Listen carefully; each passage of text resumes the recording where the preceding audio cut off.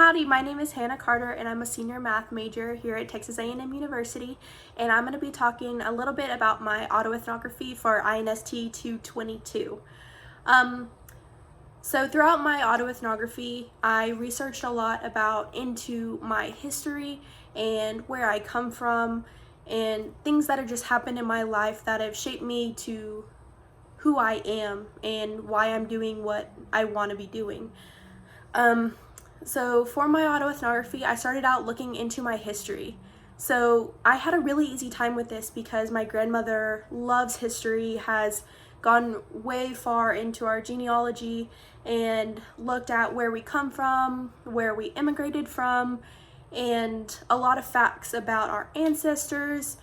And I found out a lot of cool facts, like I'm related to a bunch of cool people.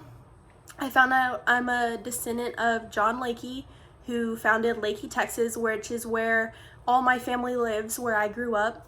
So learning a lot about how we got our land and why we still live there and things like that, it was really interesting to look into.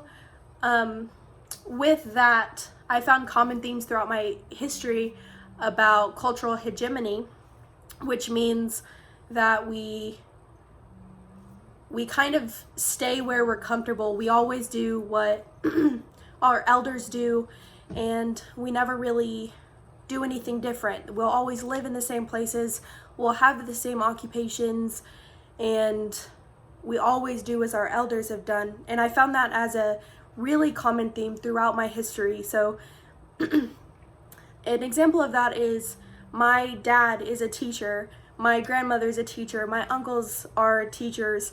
So what am I doing? I'm gonna be a math teacher. But as much as you can think you have a common theme with that, you kind of just follow your heart. And so that's what I'm doing.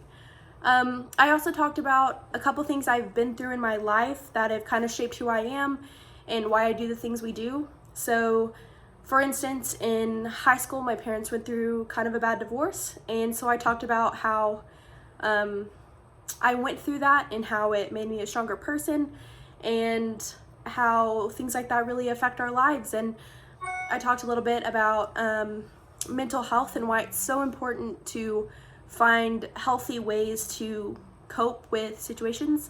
It's easy for people to take kind of a hard way out when dealing with something really difficult. So for me as a future educator, it's really important for me to learn about healthy ways to get through nasty situations, because everybody in life at one point in time goes through something they don't want to be going through. They don't want to go through it alone. They don't want to go through it at all. So we have to find really healthy ways to get through those tough situations. So I talk a little bit about that, and then I'll just relate all the common themes I found. I found themes of patriarchy. It's so common to just do as the white males do and say. And I found themes of racism. I come from a little white and Hispanic town that we never had any African Americans. We didn't have that diversity. We didn't have that respect. So growing up, I didn't know the difference of how to act to an African American or take them into consideration, because I never was around them. I didn't know. So when I came to college, it was almost a culture shock of, you're not supposed to act that way. You're not being a very nice person. And I had to adjust to that really quickly. So that was a big factor in how I grew up. So it was really important to dive deep into that and see why I was the way I was. It's really good to educate yourself on the negative parts of your past, because that's the only way you're going to learn from it.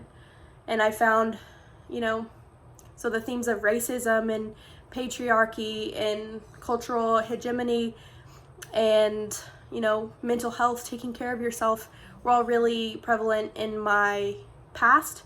And I want to use it to become a really culturally diverse, respectful, really kind educator that makes my classroom multicultural education friendly and just be good for my students, so my students can learn how to take on the nasty parts of the world and be educated in the stuff that I necessarily wasn't as a child.